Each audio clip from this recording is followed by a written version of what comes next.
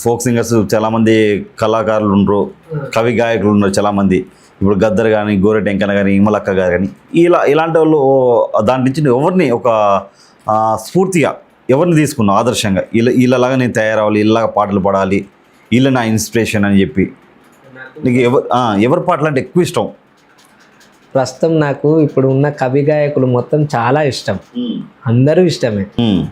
ఒకరు వాళ్ళు ఇలా నేను పేరు చెప్పలేను, కానీ నాకు ఇష్టమైన వాళ్ళు అంటే ప్రస్తుతం అందరు ఇష్టమే. నేను ఇష్టపడే పాటలు అంటే నాకు గర్జన్ అన్న, మళ్ళీ మాటల తిరుపతి అన్న, గద్దర్ అన్న, విమలక్క, వీళ్ళందరూ చాలా ఇష్టం. గద్దర్ అన్న ఏ పాట అంటే ఏ పాట పాడగలవా గద్దర్ అన్నది?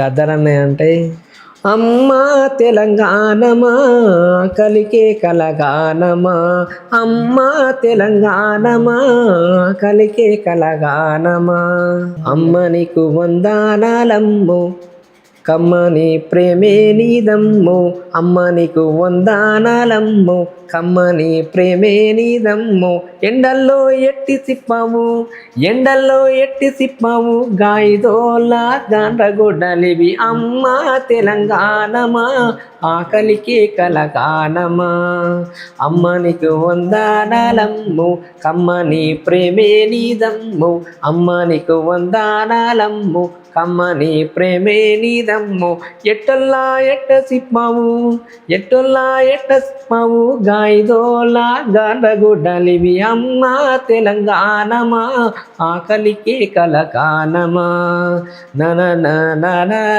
నను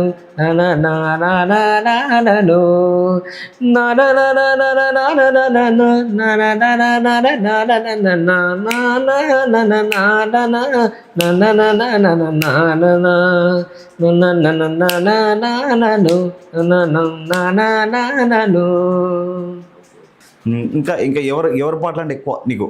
ఇప్పుడు సాయి చంద్ గారి పాటలు వినేవాడుగా? సాయి చంద్ అన్న పాటలు వినేవాడిని, గర్జన్ అన్న పాటలు, మాటల తిరుపతి, విమలక అందరు వినేవాడిని, కానీ నాకు ఇష్టమైన వాళ్ళు ఎక్కువ గర్జన్ అన్న పాటలు బాగా ఇష్టం ఉండేది. గర్జన్ అన్న పాట బాగా ఇష్టం. ఏది మిట్టపల్లి సురేందరా? ఓకే. అసలు మరి ఇప్పుడు నీకు ఒకవేళ అవకాశం వచ్చింది, సాంగ్ రికార్డింగ్ చేయాలి, ఎలా పాడుతావా పోయి?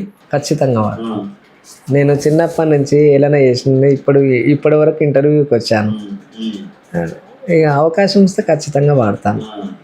అవకాశం వస్తే 100% పాడతాను ఖచ్చితంగా. నాకు పాటలు అంటే చాలా ప్రాణం.